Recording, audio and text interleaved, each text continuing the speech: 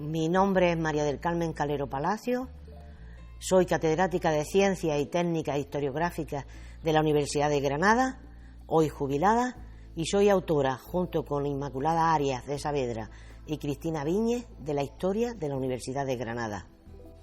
Buenos días a todos, soy Inmaculada Arias de Saavedra, catedrática de Historia Moderna de nuestra universidad y, como ha dicho la profesora Calero, una de las autoras del libro.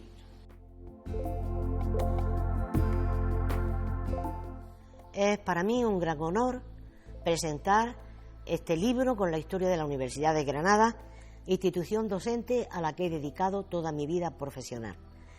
Es bien conocido que toda institución tiene la obligación de bucear en su pasado y de buscar hacer su historia.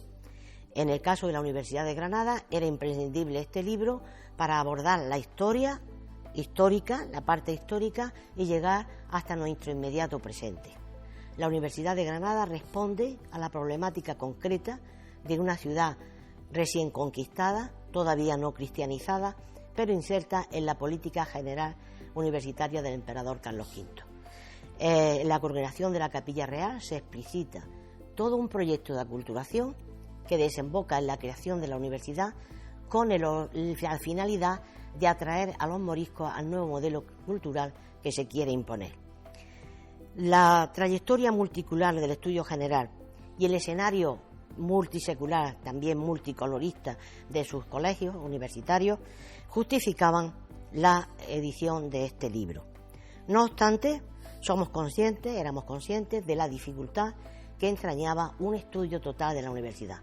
Por eso, en sucesivas reuniones con el profesor Sánchez Marín, abordamos qué parte escribiríamos cada una de las autoras. De manera que yo, la que habla, se ocupó de los siglos XVI y XVII, la profesora Inmaculada Arias se ocupó del siglo XVIII y la desgraciadamente ya fallecida Cristina Viñes se ocupó de la era contemporánea, de la época contemporánea. Además, pensamos que la Universidad de Granada, en los siglos XVI y XVII, presenta dos etapas claramente definidas. Una etapa de expansión y otra etapa de regresión a partir de la sublevación de los moriscos. Por todo ello, creemos que este libro es de obligada lectura para toda la comunidad universitaria y viene a rellenar un espacio importante e ineludible.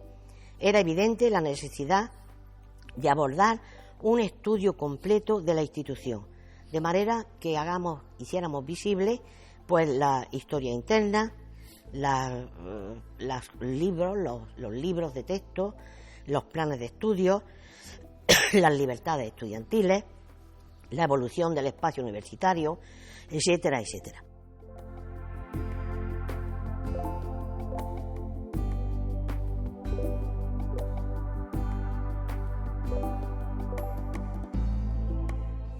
Bueno, yo voy a empezar hablando de la universidad en el siglo XVIII. El equipo ilustrado de gobierno del reinado de Carlos III se planteó reformar la universidad. Por un lado, promulgó una serie de medidas que eran muy importantes porque afectaban a todas las universidades en general. Se reguló la duración del curso escolar, se estableció que todas las cátedras se cubrieran por oposición y se impuso la obligatoriedad de los exámenes para pasar de unos grados a otros. Pero es que además se propusieron que cambiaran los planes de estudio. Como las universidades eran muy diferentes unas de otras en cuanto a medios económicos, espacio, profesorado, etcétera, el equipo ilustrado de gobierno renunció a imponer un plan de estudio unitario a todas las universidades, sino que instó a cada universidad para que elaboraran sus propios planes de estudio, planes que serían aprobados por el Consejo de Castilla. En este marco haría su reforma la Universidad de Granada. Una universidad que en esos años había visto cómo llegaban al claustro los sectores más dinámicos de su profesorado. Además de esto, elaboró su plan de estudio que fue presentado al Consejo de Castilla. En ese plan de estudio tuvo una influencia muy fuerte el gran jurista granadino Pedro José Pérez Valiente, que era consejero de Castilla. Y cuando tuvo que supervisar el Plan de Granada, él intervino muy activamente ordenando las enseñanzas y sobre todo recomendando los autores más punteros del momento. De forma que el plan de estudios que se aprobó en 1776 es un plan muy interesante que proclamaba la existencia de 33 cátedras frente a 21 que tenía hasta ese momento y establecía en la Universidad de Granada estudios de latinidad, de lenguas orientales, unos estudios superiores de matemáticas, más los típicos estudios de las facultades que entonces existían, que eran filosofía, teología, derecho y medicina. También ese plan de estudios desvinculaba las cátedras a las prebendas eclesiásticas, con lo cual, a partir de ahora, el profesorado sería profesor en exclusiva.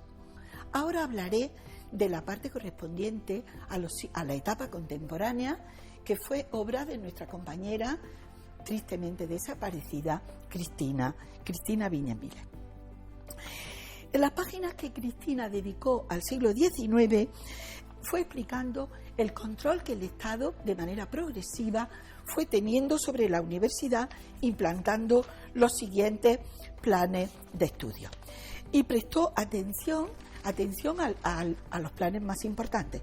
En primer lugar, al Plan Pidal del año 1845, que es, digamos, el exponente más claro del ideario moderado en cuanto a la enseñanza.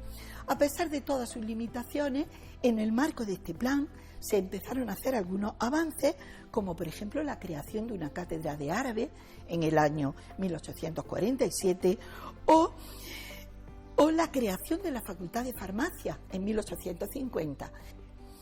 En la segunda mitad del siglo, los vaivenes políticos influyeron en la universidad.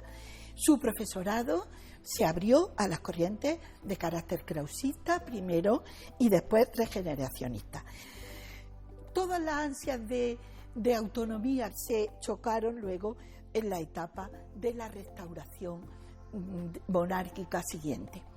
A pesar de eso, a pesar de que de nuevo la universidad se somete al centralismo, pues dio muestra a la Universidad de Granada de bastante vitalidad y aparecieron cosas importantes, como por ejemplo la escuela arabista, que tuvo una gran proyección internacional. El comienzo del siglo XX estuvo marcado por la iniciativa reformista, sobre todo de la Institución Libre de Enseñanza y de la Junta de Ampliación de Estudios. La Segunda República supuso un avance para la universidad. Aunque la República se centró más en la enseñanza primaria porque quería hacer salir a España del pozo de analfabetismo en la que estaba sumida, también se hicieron importantes proyectos universitarios. Y en el caso concreto de la Universidad de Granada, pues lo más destacable es la creación de la Escuela de Estudios Árabes en el año 1932, dirigida por Emilio García Gómez. Tras la Guerra Civil, la universidad quedó totalmente desmochada. Muchos de sus catedráticos habían sido asesinados, habían sido depurados o habían seguido el camino del exilio.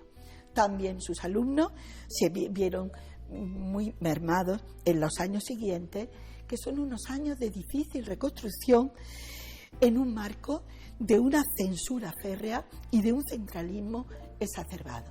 La universidad empezaría a recuperarse intelectualmente en los años 50, luego experimentaría una etapa de crecimiento y desarrollo dentro del desarrollismo propio de los años 60, donde hay que ubicar un plan muy ambicioso, el plan del rector Emilio Muñoz, que planteó hacer una ciudad universitaria en Fuentenueva, que luego no llegaría a fructificar, pero de la que quedaría inicialmente la nueva Facultad de Ciencias. Otro hito importante en los años siguientes es la promulgación de la Ley General de Educación del año 70. A partir de ese momento se crean centros universitarios en algunos lugares del distrito, primero en Málaga, las facultades de Derecho y de Económicas, y luego se crearían los colegios universitarios de Jaén y de Almería. Esta es la última etapa que historió Cristina Viñes, porque la historia que nosotros hicimos es una historia que acaba con la muerte del dictador. En los años siguientes, como es bien sabido, en los años de la transición y luego de la democracia, la Universidad de Granada ha experimentado un crecimiento y un cambio extraordinario. Pero todo eso queda fuera del libro nuestro.